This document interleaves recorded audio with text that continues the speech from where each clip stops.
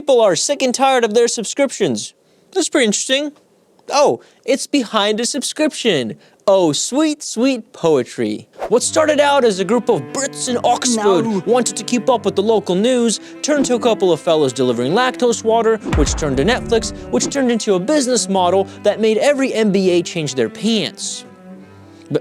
Because they love reoccurring revenue. So now we have subscription services to manage subscription services. The average American spends $91 per month on subscriptions. That's like over $10 million over a lifetime, because after 2030 we'll live forever, right? A lot of people are blaming corporate greed, while others are saying we should go even further and go into subscription-only world where you own absolutely nothing. But they'll be flying cars. Subscription culture. Let's talk about it.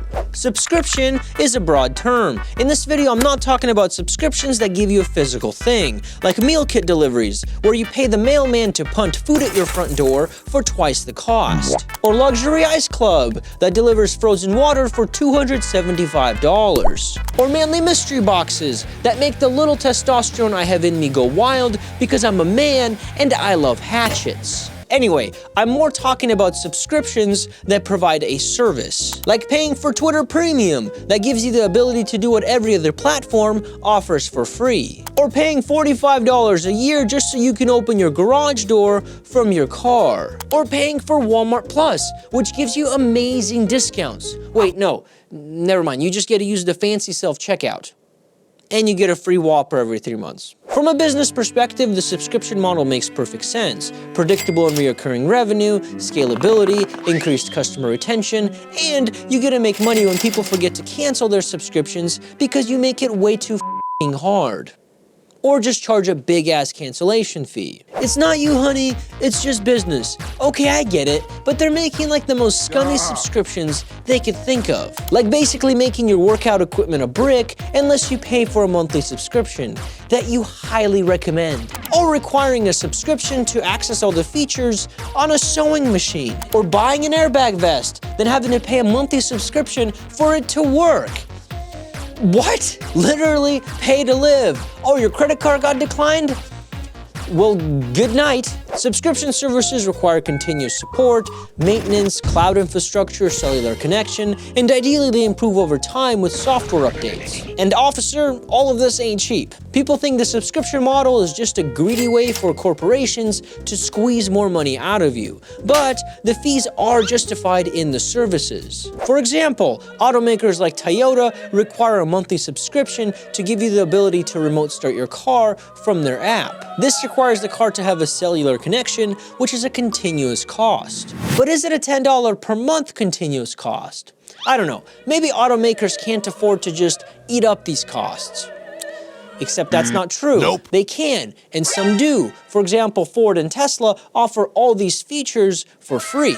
Adobe's another piece of shit example. What up with these prices, man? $35 a month to create memes? $35 a month to create a Christmas family reunion video that I will never watch? Why do I have to pay to edit a PDF? It's soon gonna be cheaper just to enroll in a 4-year university and get it for free rather than pay these absolutely absurd prices that give Adobe a 25% net profit margin. And they can do better if they really wanted to, because there are other companies like Blackmagic Design and Affinity which offer one-time purchase software that have regular updates and improvements. And don't get me wrong, some subscriptions are incredible and are great deals, like Spotify, Xbox Game Pass, iCloud, $3 a month to back up all my photos in case someone drops my phone in a bowl of soup, but it's waterproof so it doesn't really matter, but they didn't realize they dropped it, so when they go and dump the leftover soup in the sink, my phone falls down the garbage disposal and all my photos of my Norwegian forest cat are just gone?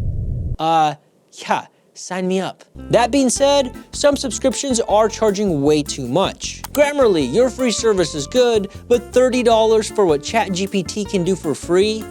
No thank you. Masterclass. After spending $120, the only thing you're gonna be a master at is not washing your hands after touching raw meat.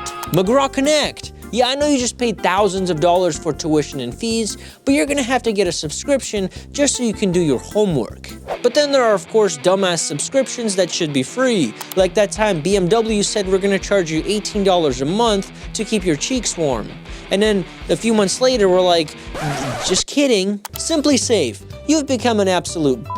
Why do I have to pay $10 a month just so I can use your app on a self-monitoring plan? This used to be free, but then you had me do a standard monitoring plan trial, and when I downgraded back to the free plan, all these features were now behind a paywall.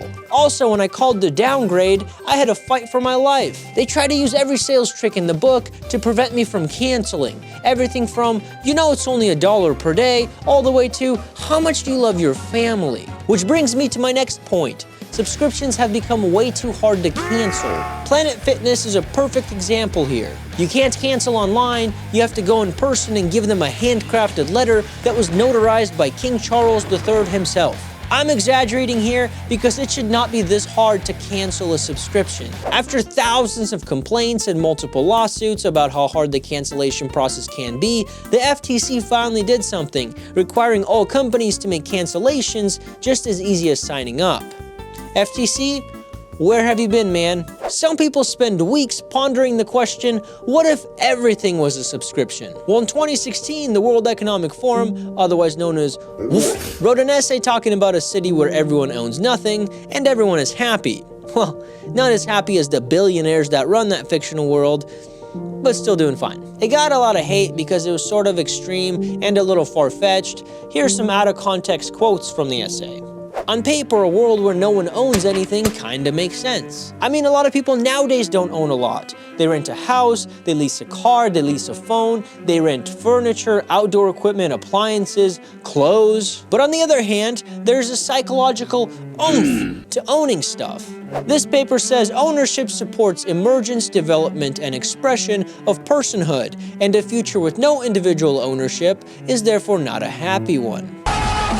It feels a lot better to say you own your house instead of renting it, even though nowadays you're paying 2 times more every month. That was a joke. Yes, there are many financial benefits to owning property. Relax. But then you don't get that same feeling of pride when talking about, I don't know, DVDs. Plus, if you think about how much money you spent on Transformers and Fast and Furious DVDs in the early 2000s, streaming might have been a cheaper alternative. It's a give and take. Subscriptions have their place, but they need to stay there. Anyway, I want to finish on a subscription service that's kind of a crazy one that most people don't really think of. Scientific journals. These things are oof. Libraries and universities pay millions of dollars every year to get access to academic journals and research papers. The University of California system was paying $10 million a year to Elsevier, which is like the world's largest academic research publisher. And they're so good at keeping research papers behind a paywall that their profit margins are 37%. If you like what you saw, check out my other videos. Thank you. The rat goes like this, like this, like this. You are now a normal rat.